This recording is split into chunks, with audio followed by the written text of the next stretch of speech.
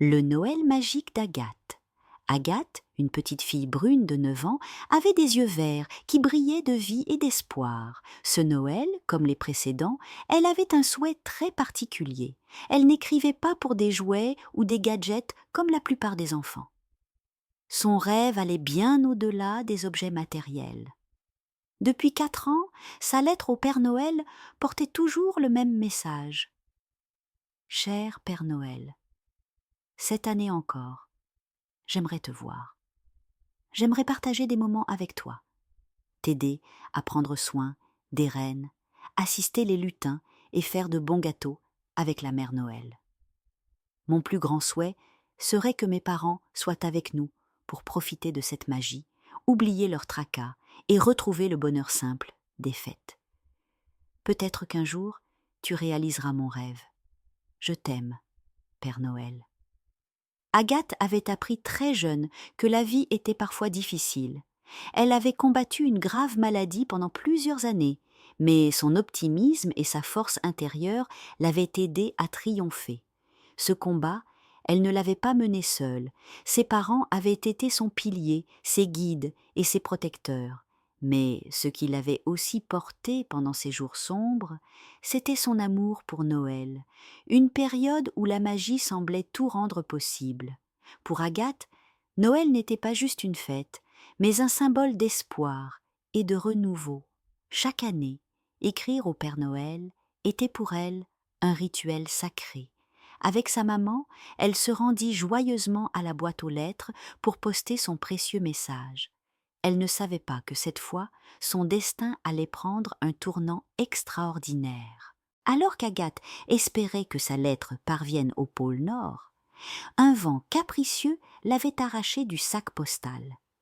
La lettre avait tourbillonné à travers les airs avant de se poser doucement dans une forêt enchantée. Cette forêt abritait un groupe de lutins. Jadis, ils avaient été les plus grands artisans du pôle Nord, mais le temps les avait rendus trop vieux pour travailler. Ils vivaient désormais dans cette clairière paisible, loin des effervescences des ateliers. Un matin, un vieux lutin nommé Archibald trouva la lettre coincée dans les branches d'un sapin. Intrigué, il la lut à haute voix devant ses compagnons. Chaque mot d'Agathe semblait rempli de pureté et de sincérité.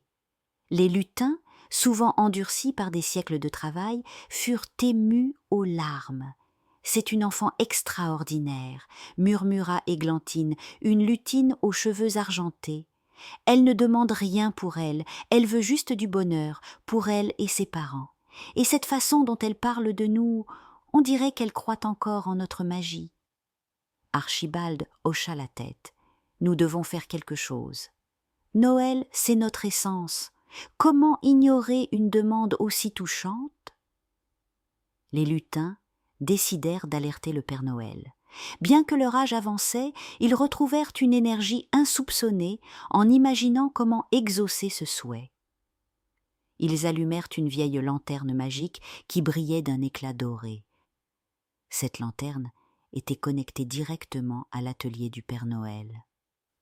Au pôle Nord, la lumière de la lanterne clignotante attira immédiatement l'attention du Père Noël. Lorsqu'il lut la lettre d'Agathe, il sentit son cœur se réchauffer. Cette petite a un amour si pur pour Noël, dit-il en souriant à la mère Noël. Nous devons exaucer son souhait. Il réunit les lutins du pôle Nord pour mettre un plan en œuvre. Les reines furent attelées. Une maison spéciale fut préparée pour accueillir Agathe et ses parents. Et des recettes de biscuits furent soigneusement choisies. Même les lutins de la forêt enchantée furent conviés pour participer. Le soir du 24 décembre, alors qu'Agathe s'endormait après avoir laissé des biscuits et un verre de lait près du sapin, elle fut réveillée par une douce lumière dorée. En ouvrant les yeux, elle vit un lutin rieur à son chevet. « Agathe, réveille-toi, le Père Noël t'attend. » Un peu confuse mais ravie, elle enfila son manteau et suivit le lutin. Devant la maison, un traîneau brillant tiré par des rennes majestueux l'attendait. À son bord, ses parents, déjà émerveillée par ce qui se passait. Arrivée au pôle Nord, Agathe vit pour la première fois le Père Noël en chair et en os. Il l'accueillit avec un sourire chaleureux et ouvrit grand les bras pour l'enlacer. « Agathe, ma chère enfant, ta lettre m'a beaucoup touchée. Ce soir, tu vas vivre la magie que tu as toujours espérée. » La soirée fut remplie d'émerveillements. Agathe aida les lutins à emballer des cadeaux, donna à manger aux reines et passa un moment chaleureux avec la mère Noël en cuisinant des biscuits. Ses parents, détendus pour la première fois depuis longtemps, riaient aux éclats en participant aux festivités. La nuit passa comme un rêve éveillé. Agathe et ses parents sentirent leur cœur se remplir d'une joie qu'ils n'avaient pas ressentie depuis des années. Avant de repartir chez eux, le Père Noël fit une promesse à Agathe. « Continue de croire en la magie de Noël, et elle t'accompagnera toujours, toi et ta famille. » En se réveillant le lendemain matin, Agathe se demanda si tout cela avait été réel. Mais en voyant un biscuit en forme d'étoile déposé sur son oreiller, elle sourit. La magie de Noël était bien réelle, et elle avait changé leur vie. Croire en la magie, c'est parfois tout ce dont on a besoin pour transformer nos vies. La bonté, l'espoir et l'amour peuvent traverser les épreuves les plus difficiles et rallumer la lumière dans les cœurs fatigués. Bonne nuit, mes petits rêveurs.